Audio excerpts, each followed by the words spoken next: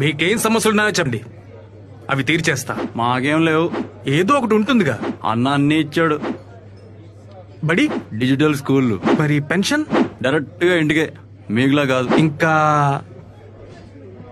నువ్వు ఇస్తావనేవన్నీ మా అన్న ఆల్రెడీ ఇస్తున్నాడు, గానీ నేను ఇప్పుడు అడుగుతా, నువ్వు చెప్పు.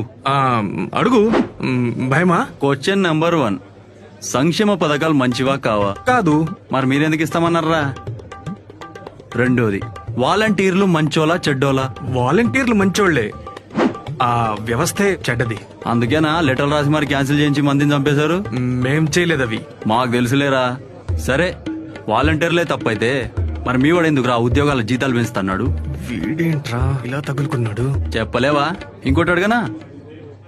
నువ్వు ఉండరా, నేను అడుగుతాను. పాపం అతను భయపడుతున్నాడు. చా, నాకేం భయం లేదు, ఎవరైనా అడగొచ్చు.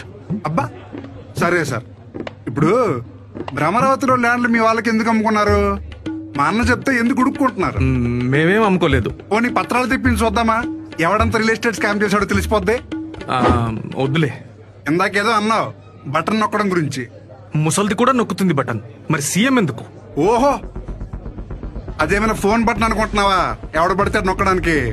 సరే, మీ అన్న డీబీటీ స్కీముల కింద పెట్టిన పెద్ద సైంటిస్ట్ కదా, మరి నువ్వు అదే బటన్ నొక్కలేదే?